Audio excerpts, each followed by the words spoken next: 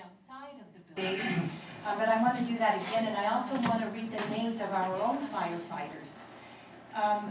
The 19 that died in Yarnell were Andrew Ashcraft, Anthony Rose, Christopher McKenzie, Clayton Whitted, Dustin DeFord, Garrett Suppiker, Grant McKee, Jesse Steed, Joe Thurston, John Person Jr., Kevin Wojcik, Eric Marsh, Robert Caldwell, Scott Norris, Sean Meisner, Travis Carter, Travis Turbyfield, Wade Parker, and William Warnicki. The names of our own firefighters: Jack Ernest, Ramon Bourbon, Mark Burnlight, George Castillo, Brandon Davey, Kenneth Delk, Matthew Fimbres, Clarence Hickman, Kevin Pacheco, Robert Johns, Mark Bettis, Jeffrey Pocari, Melvin Ray Jr., James Richardson, Jad Serra, Stephen Schlotman, Robert Tracy, Raul Villaseñor, and Adonis Ziegler.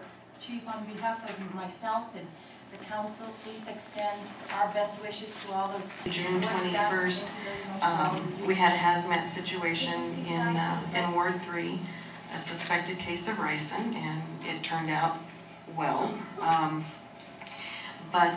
It was all hands on deck, and we had all of Bisbee Fire out, we had Bisbee Police Department out, we had Cochise County Sheriff's Office there, we had Arizona Rangers, and we had the FBI.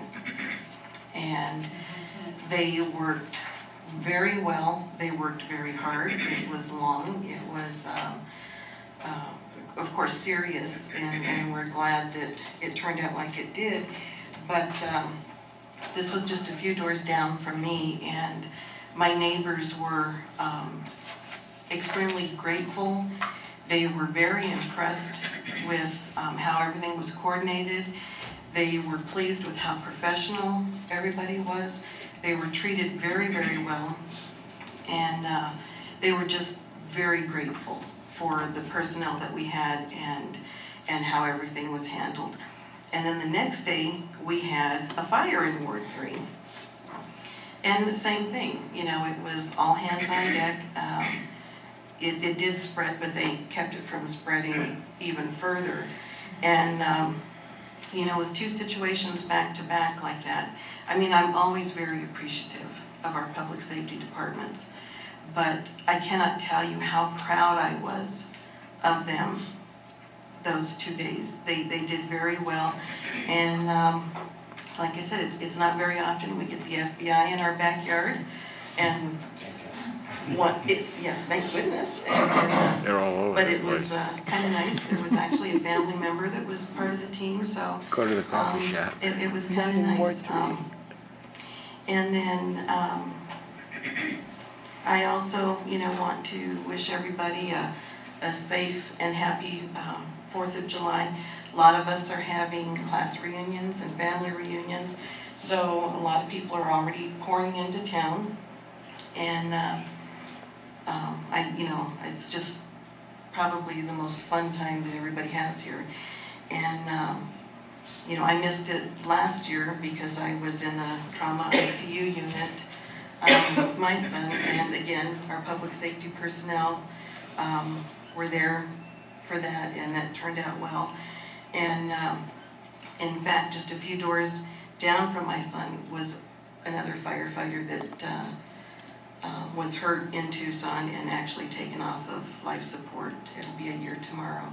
So, you know, with that in mind, I think, you know, when you're part of a public safety family and members are lost, I think it's you know, very heartbreaking and felt by all. And so, you know, let's keep all public safety personnel, especially our police and fire departments, close to us.